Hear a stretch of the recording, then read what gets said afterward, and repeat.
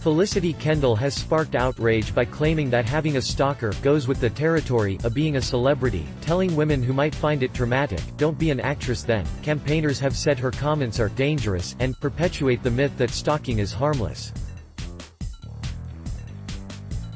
Kendal, who is best known for her role as Barbara Good in the BBC sitcom The Good Life from 1975 to 1978, went on to say that there are limits beyond which it's frightening and terrible. The 72-year-old continued, "You don't want to be shot and you don't want to be dragged into the bushes."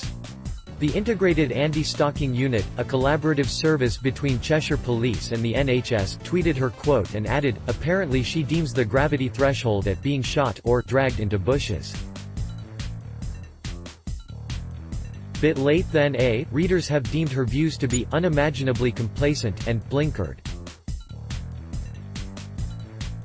Rachel Horman, chair of National Stalking Advocacy Service, Paladin, told The Independent, "I think that her comments are ill-informed and quite frankly dangerous. Stalking is a very high-risk crime and unfortunately can culminate in rape or murder.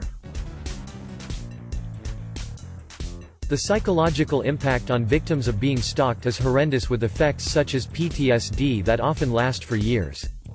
Kendal's comments perpetuate the myth that stalking is harmless and colludes with stalkers by implying that victims are asking for it by being well-known. She added that promoting such views may put victims off reporting stalking, which could have tragic consequences.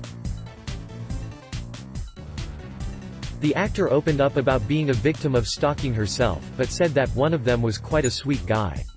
"Perhaps he was just lonely." Created with sketch.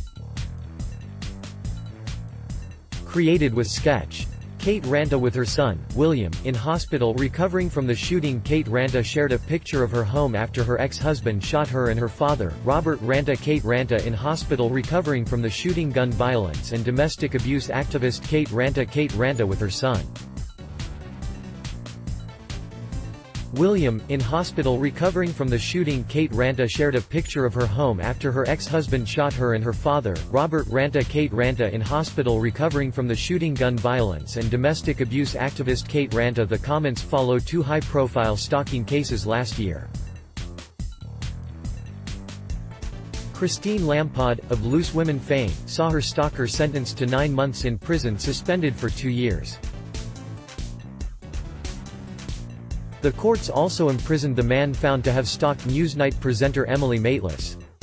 Police Commissioner Cressida Dick has suggested in the past that the Metropolitan Police may not have given stalking as much focus as we could, and last year set up a Stalking Threat Assessment Center (STAC) to deal with these cases. At the time, Detective Inspector Lee Barnard, who was set to lead the unit, said that some reports suggest that stalking is as widespread as domestic abuse, so if that is the scale of it, we are talking about potentially thousands of cases that are unrecorded. Last year, the Sentencing Council also handed judges and magistrates the first comprehensive guidance on punishing breaches of measures aiming at protecting victims, including restraining orders and sexual harm prevention orders (SHPOs), which campaigners hoped mean more stalkers and sex offenders would be jailed. Kendal's comments were part of a broader interview published in The Observer.